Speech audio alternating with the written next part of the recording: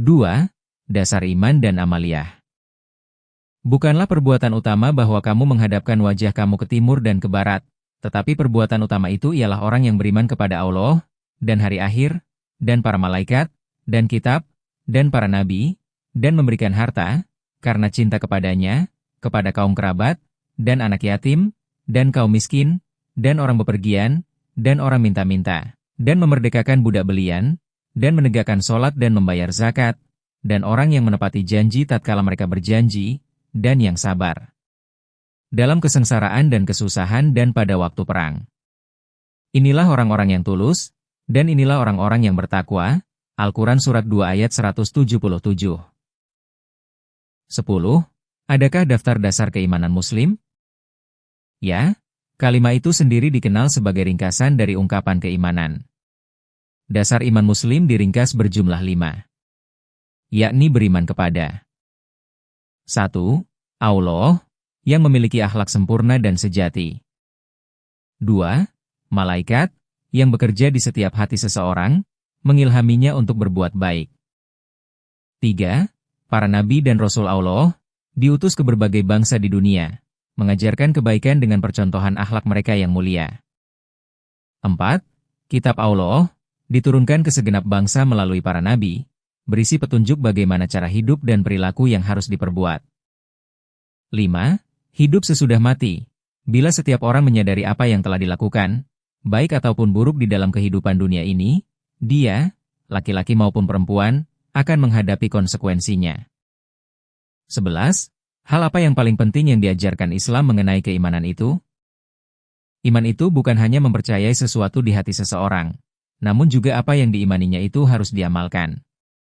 Iman semata tidak ada artinya apa-apa jika tidak diamalkan.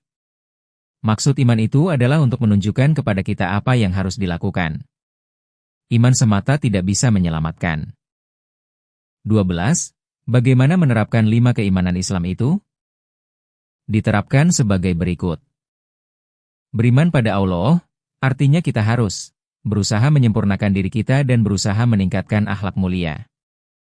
Beriman kepada para malaikat, artinya kita harus mengikuti pemikiran yang baik kita serta mendorongnya. Beriman kepada para nabi, artinya kita berusaha agar hidup kita mencontoh orang-orang tulus yang ada pada bangsa-bangsa di dunia. Beriman kepada kitab Allah, artinya kita berusaha mengikuti kebenaran yang terdapat di dalam kitab suci agama apa saja. Beriman kepada hidup sesudah mati, artinya kita harus ingat bahwa perbuatan kita, baik dan buruknya, yang terbuka maupun tersembunyi, akan diadili. 13. Apa dasar amalia seorang muslim yang harus dilakukan?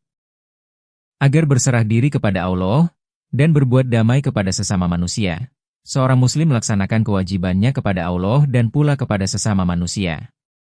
Kewajiban kepada Allah ialah sholat, puasa, dan pergi haji ke Makkah. Kewajiban kepada sesama manusia ialah mendermakan sumber yang ia miliki, waktu, tenaga, uang dan sebagainya demi kesejahteraan orang-orang lain, khususnya memberikan sebagian keuntungan dari kekayaannya untuk menolong mereka yang membutuhkan, yang disebut sebagai zakat dan shodaqoh. 14. Pokok apa yang harus diingat tentang kewajiban amaliyah tersebut? Maksud dan tujuan melaksanakan kewajiban tersebut adalah demi mendekatkan diri kita kepada Allah, dan juga agar membimbing kita untuk berbuat baik kepada orang lain dan mencegah perbuatan tidak baik dalam kehidupan kita sehari-hari. Karenanya, kita harus melaksanakan kewajiban ini, bukan sebagai ritual, tapi ingat kepada Allah dari lubuk hati kita yang dalam. Melaksanakan kewajiban amaliyah pengabdian tersebut bisa bermanfaat bagi kita jika kita menggunakannya sebagai dasar pertumbuhan akhlak dan perilaku kita sehari-hari. Jika seseorang sholat dan berpuasa, tapi gagal memperbaiki kelakuan buruknya, maka sholat dan puasanya tak ada gunanya.